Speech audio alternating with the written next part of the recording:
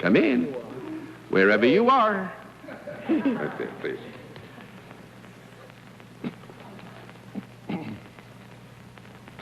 Robert, C. Wishart. Right, sir?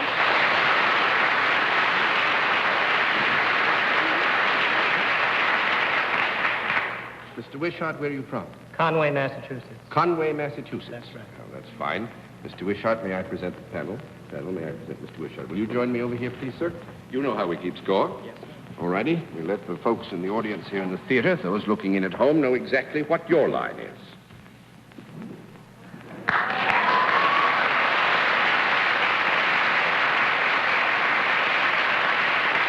All right, panel, Mr. Wishart is salaried, and let's begin the general questioning with Arlene Francis. Well, Mr. Wishart, Conway is big outdoor country. Does your profession have anything to do with the outdoors? Yes. It has a relationship that may be somewhat tenuous, but certainly we could evolve one if necessary. Well, I gather from that Mr. Wishart could also work indoors. Yes. Do people come to you for your services? To the degree that a service is involved, I don't think we could describe them as coming to you for your services, do you? No. That's very good. 1 down and 9 to go, Mr. Sir. Mr. Wishart, I wonder if Arlene is mixing up Conway, Massachusetts and Conway, New Hampshire. Where is Conway, Massachusetts? Would you tell us? No. In relation to, how far is it from Boston? It's in the northwest corner of Massachusetts. Northwest corner. It is the rural part. Yes, no, there. It's near Griswoldville. That will clarify it for you. Oh, no, it doesn't. Griswold, a lovely town. Mr. Wishart, is there a product involved in what you do? Yes, sir. Is it a product that is used by both men and women?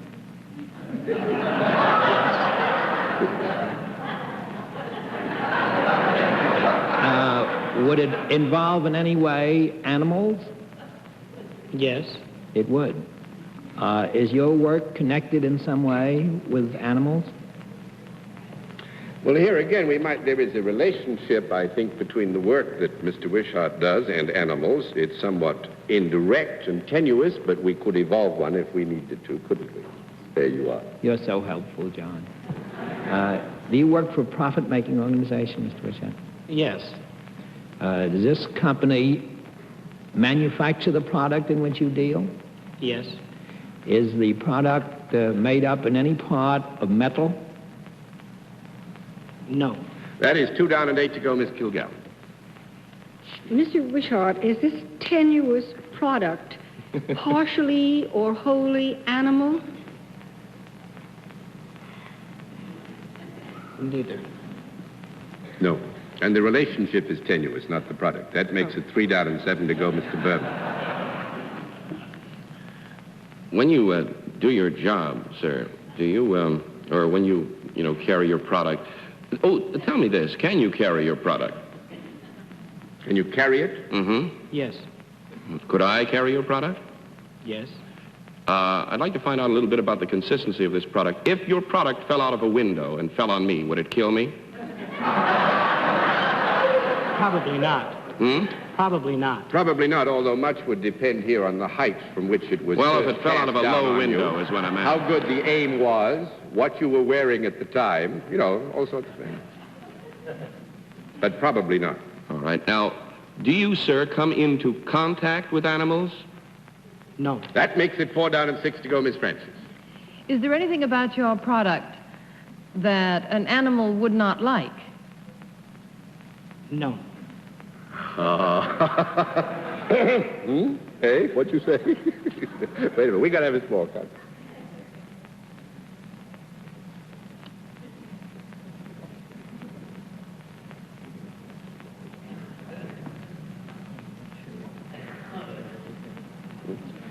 We don't want to mislead you here. Yes, you do, John. Yes, we do. I mean, no, we don't. It's very hard, to judge the likes or the dislikes of an animal. Maybe I didn't put it quite right. Maybe if I said something like, is it anything that might in any way restrain an animal or hold an animal in or back? Ah, that Now simplifies it. That's 5 down and 5 to go, Mr. Sir. Mr. Wishart, Might your product be either worn or consumed? Yes. Which is it? No, wait a minute. Which is One it? of- I figured the back of my head. You have got a yes to the question, may it be worn or consumed. We accept here, when you use the word consumed, that you are speaking of used up. Right. All right, well, I'll use the first part. May your product ever be worn in some way? No. That makes it 6 down and 4 to go, Miss Kilgallen. May I assume from the misleading line of answers to Mr. Cerf's question that this is not eaten? Dorothy, are you accusing me of obfuscation?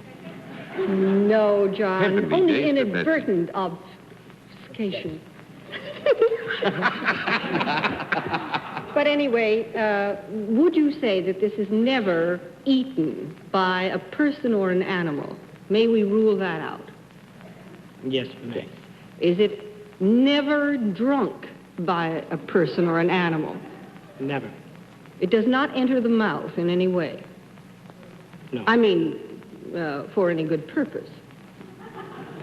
Well, that opens a whole lot of new prospects as far as I'm concerned. No, it doesn't, because I'm going to close it. Could anyone on this panel wear this particular thing? Don't look at me. Answer the one. Well, actually, I don't think we've been at... Well, I tell you what. You're not very close. I thought you were going to get to it, but you're off on a sticky wicket. So we'll tell you what it is and throw the cards all over. And it's loads of fun. Mr. Wishart makes horse liniment. Makes horse liniment? Horse liniment.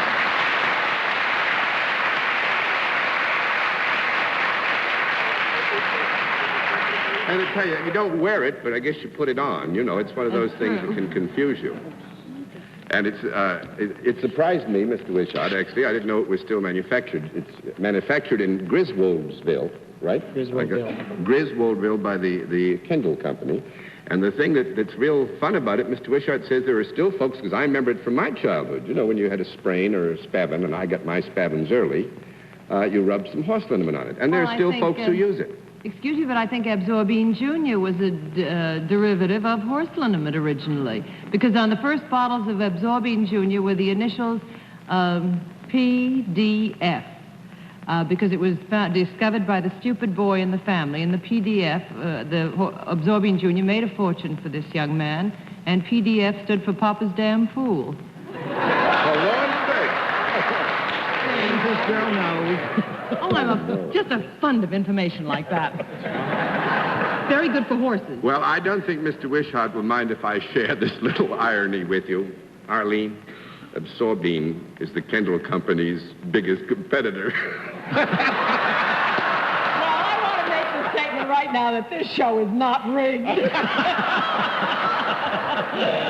Say Kendall's counter-irritant in return. Yes, indeed. What is Kendall's counter-irritant? Well, Kendall's counter-irritant is the name of the product. Oh, really? There we are. Pretty funny. What's your product called? Absorbine Senior? Oh, Bennett. No, it's called, actually, the one that Mr. Wishart works is called horse liniment. It's horse liniment? Yeah. We'll get you some. Well, you know Thank what you I- very you know much, what I Mr. can Wishart. figure out? Nice to have you with us.